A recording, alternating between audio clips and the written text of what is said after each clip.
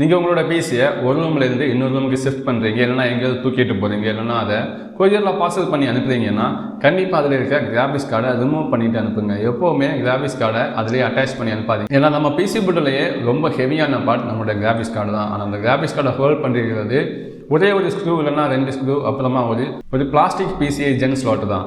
என்னதான் மேனுஃபேக்சர்ஸ் நாங்கள் Ormond production கொடுத்துருக்கோம் அப்படி இப்படின்னு சொன்னாலுமே கண்டிப்பாக ஹெவியான கிராபிக்ஸ் கார்டால் எல்லாமே கொஞ்சம் ஷேக் ஆகும்போது, இல்லைனா தூக்கிட்டு போகும்போது அந்த டைமில் அதால் தாங்க முடியாது.